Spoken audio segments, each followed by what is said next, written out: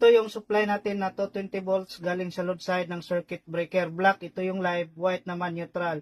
Ang supply na live, dito natin i-connect sa common ng single switch, supply na live ng unang outlet, supply na live ng pangalawang outlet, at supply na live ng pangalawang circuit natin.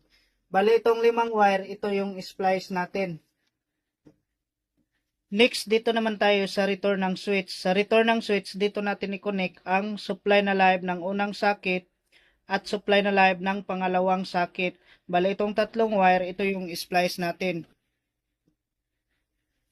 Next, dito naman tayo sa supply na neutral. Sa supply na neutral, dito natin i-connect ang supply na neutral ng unang socket, supply na neutral ng pangalawang circuit, supply na neutral ng pangalawang socket, supply na neutral ng unang outlet, at supply na neutral ng pangalawang outlet. Bali, itong 6 na wire, ito yung splice natin. Next, dito naman tayo sa pangalawang circuit. Ito na yung supply natin na 220 volts. Black, ito yung live, white naman neutral. Ang supply na live, dito natin i-connect sa common ng single switch at supply na live ng outlet. Itong 3 wire, ito yung splice natin. Next, dito naman tayo sa return ng single switch. Sa return ng single switch, dito natin i-connect ang supply na live ng socket. Bali, itong 2 wire, ito yung splice natin. Next, dito naman tayo sa supply na neutral. Sa supply na neutral, dito natin i-connect ang supply na neutral ng socket at supply na neutral ng outlet. Bali, itong 3 wire, ito yung splice natin. Next, lagyan na natin ng electrical tape ang ating connection.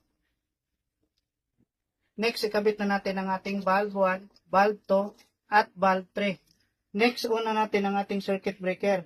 So, kapag i-switch on natin itong switch, dapat itong 2 valve ay sabayan iilaw. Ngayon, subukan natin kung may supply ang 2 outlet gamit yung test valve.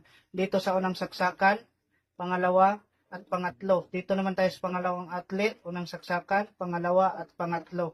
Next, dito naman tayo sa pangalawang circuit. On natin ang switch. At ngayon, check natin ang outlet kung may supply gamit itong test valve natin. So, check natin sa unang saksakan, pangalawa, at pangatlo.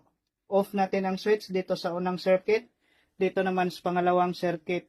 Ngayon, check natin ang outlet kung may supply dito sa unang circuit.